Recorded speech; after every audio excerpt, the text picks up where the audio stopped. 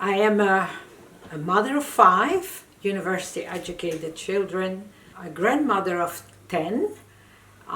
We have 6 grandchildren in university, and 1 in high school, and 3 little ones. It's funny, I was thinking about destination.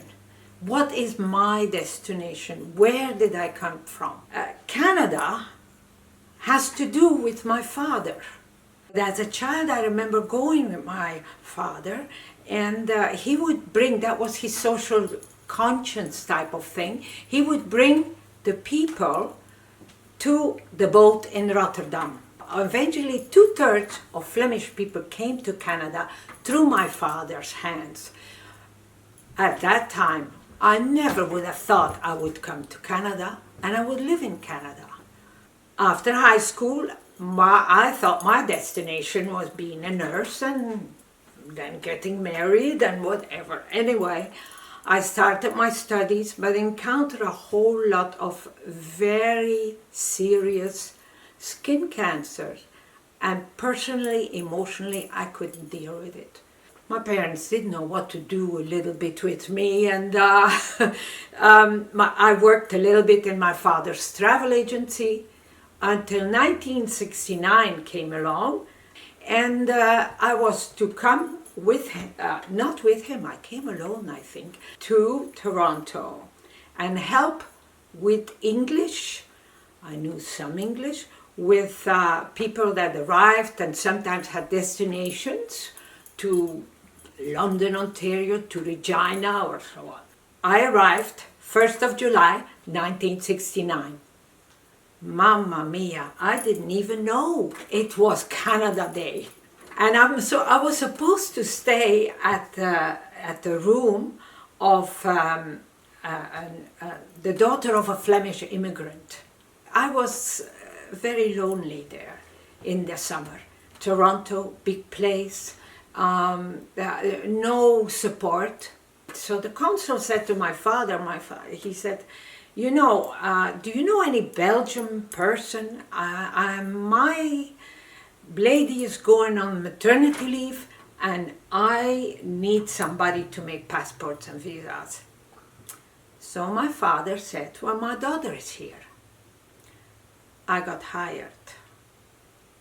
When he came home, my mother said, Papa, what did you do? So my father left, I'll never forget, 13 September. By that time, I had enough of Toronto. It was great, but I was lonely, very lonely. On the Belgian consulate, the people weren't helping for my adjustment. I didn't know anybody, I had no family. It was very, very hard. Nevertheless, a week later, I met a guy. His name was Tom. And I met him at Ryerson University at a coffee house. I guess I fell in love with Tom, and I wrote home and I said, I met this guy, we're getting married 20 December. I would like your blessing, if not, I'm getting married anyway. People come to Canada as refugees, as immigrants, they decide to come. I didn't decide to stay in Canada. For some years after, I wanted to go home. Mind you, in Toronto, we met through other people, this guy from Zambia. And so we invited him because my biggest thing was not having family, not having special days to celebrate. If you're just your nuclear family, it's not enough to celebrate something like Thanksgiving.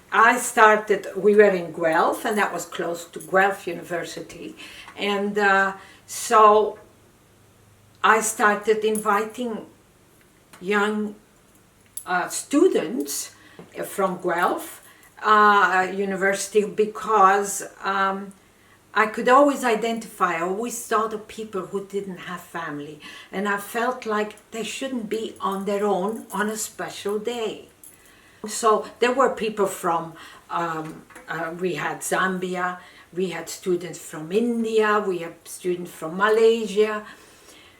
Then in the late 70s, we heard on the news about the boat people in Vietnam and people fleeing their country.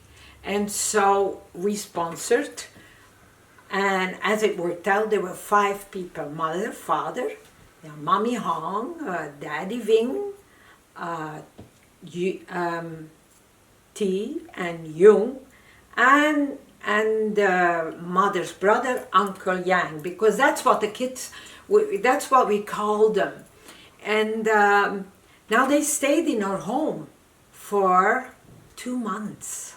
And I'll never forget that first time, because we sat, they had arrived, and we sat around the table and had a cup of tea, and we just smiled. Next thing was a refugee from El Salvador.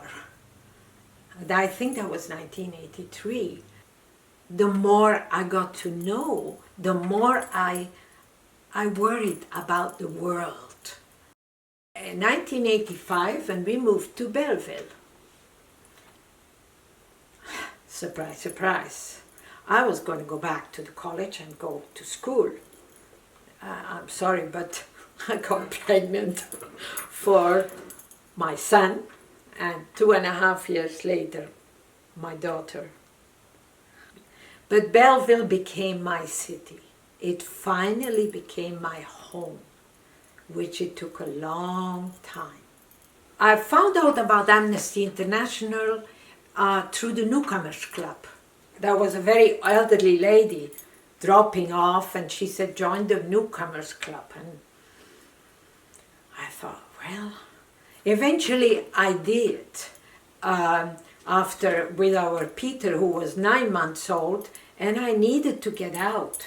I needed to have more than just be at home. Anyway, she told me about Amnesty International, and then I joined the group, and I thought, with a 9-month-old baby, writing letters, I can do that. I became more and more involved. Then, of course, it was fundraising, it was International Human Rights Day, and then it was International Women's Day. Well, for International Women's Day, we march, we have a march. And then, of course, we stand up for, you know, we shout, because at this point, there is no equal pay yet. There is a lot of violence against women. There is sex trafficking here. But you know something, I have many friends in this city, I want to say, who, without them, I couldn't do what I have done.